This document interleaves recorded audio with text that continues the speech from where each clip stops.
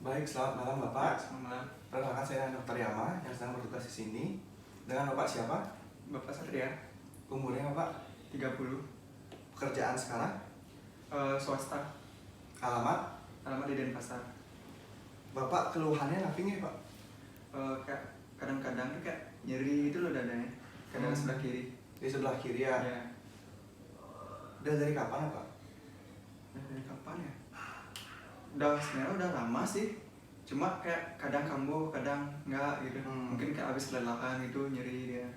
Baik Bapak, dari keluhan utama Bapak, saya akan melakukan pemeriksaan fisik pada jantung Bapak yang bertujuan untuk mencari tahu lebih lanjut lagi apakah ada kelainan pada jantung Bapak. Jadi sini akan berlangsung sekitar 5-10 menit dan mungkin akan sedikit terasa tidak nyaman karena Bapak nanti akan melepas baju Bapak sedikit agar terlihat dadanya secara jelas Bapak.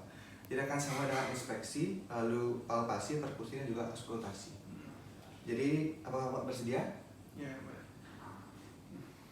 Baik, selanjutnya saya akan mempersiapkan diri terlebih dahulu dengan memakai APD dan juga mencuci tangan. Jadi selagi menunggu saya, Bapak bisa membuka baju terlebih dahulu dan juga bersiap dengan berbaring di. Baik, sebelum melakukan pemeriksaan fisik, terlebih dahulu saya akan mencuci tangan dengan cara 6 langkah.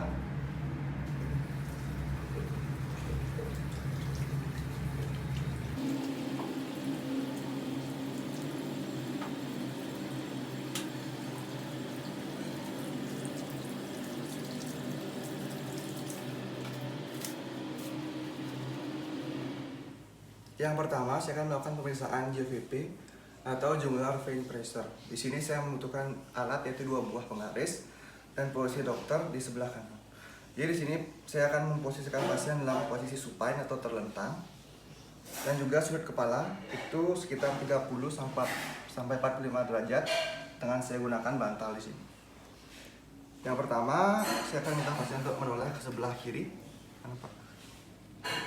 Di sini saya akan mengidentifikasi vena jugularis externa. Jika tidak terlihat bisa dibantu dengan cahaya ataupun kita bisa menyuruh pasien untuk mengejar. Tapi karena di sini sudah terlihat, saya akan tandai di sini vena jugularis externanya dengan cara mencari titik bendungan tertinggi atau titik pulsasi yang tertinggi. Setelah itu, saya akan mencari angulus ludovisi dari pasien. Itu di sini. Dan saya akan tarik garis sejajar dari angulus ludovisi ke titik bendungan tertinggi tadi. Jadi sini saya dapatkan dalam batas normal, yaitu sekitar 0 sampai 1 cm H2O. Lalu yang kedua, saya akan melanjutkan ke pemeriksaan fisik jantung. Yang sini saya akan mulai dari inspeksi, yaitu dengan melihat, palpasi dengan meraba, perkusi dengan mengetuk, dan juga yang terakhir dengan menggunakan stetoskop atau auskultasi. Jadi di sini pasien tetap berada dalam posisi supine, namun posisi kepala itu datar. Jadi saya akan mengangkat batangnya. Permisi Pak. Ya, silakan berbaring. Yang pertama saya akan mulai dari pemeriksaan inspeksi. Di sini saya akan melihat rongga dada dari pasien secara keseluruhan, lapang dadanya. Sini bisa kita lihat. Yang pertama, apakah ada abnormalitas seperti adanya lesi, bekas luka, ataupun massa yang abnormal. Lalu kita bisa melihat apakah terdapat kelainan dada seperti pectum excavatum atau pectum carinatum ataupun barrel chest. Yang terakhir, kita juga bisa mengevaluasi apakah ada ictus coris atau tidak, yang normalnya akan terlihat di ICS 5, midclavicular line sinistra, sebelah sini. Jadi pada pasien masih dalam batas normal.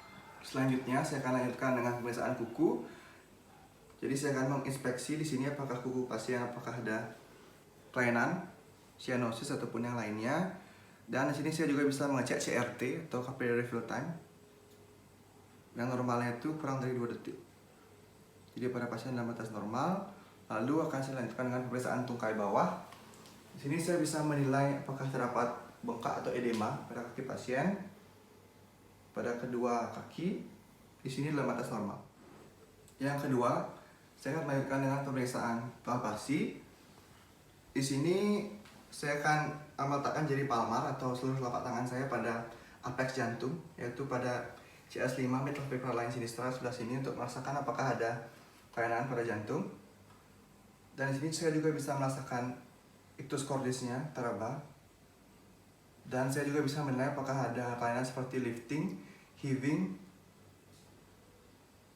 dan juga kelainan lainnya. Isi dalam batas normal. Selanjutnya saya akan menyuruh pasien untuk posisi lateral decubitus, yaitu dengan mengangkat lengan kirinya ke atas dan posisi menyamping. Silakan. Jadi di sini bertujuan apabila palpasi ictus cordis pada posisi supine pertama itu tidak teraba, di sini bisa kita rasakan kembali ictus cordis dari pasien dan juga pulsasinya. Isi dalam batas normal. Yang ketiga, saya akan melanjutkan dengan pemeriksaan perkusi, yaitu akan melakukan ketukan pada rongga dada pasien. Di sini yang pertama saya akan melakukan ketukan dari linea anterior axillary yang sebelah kiri pasien. Di sini saya akan ketuk untuk mengetahui batas dari paru-paru dan juga lambung dari pasien dengan mengamati perubahan suara dari sonor ke redup. Jadi saya akan melakukan perkusi dari kranial ke kaudal.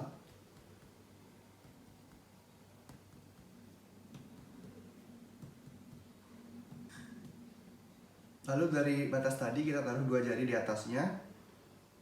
Lalu di sini saya akan melakukan perkusi ke arah medial untuk mengetahui batas kiri dari jantung. Dan saya juga akan mengamati perubahan suara menjadi redup.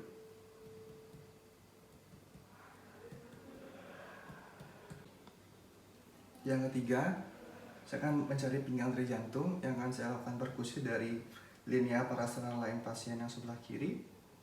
Sini saya akan lakukan, dan juga saya akan mengamati perubahan suara menjadi redup.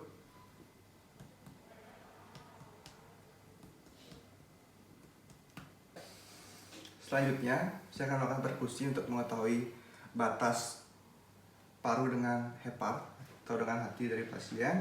Dengan cara melakukan perkusi dari mid clavicular line sebelah kanan, dari kranial ke kaudal.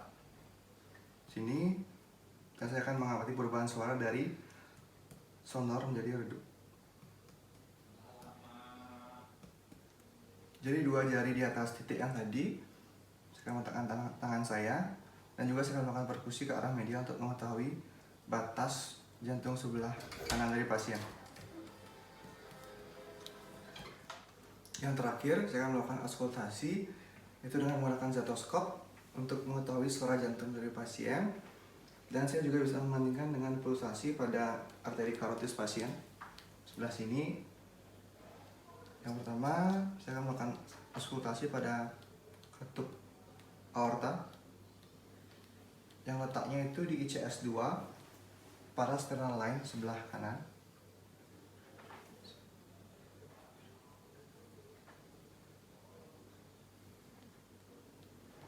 Lalu saya akan menilai katup pulmonal, yaitu di ICS 2 parasternal line sebelah kiri.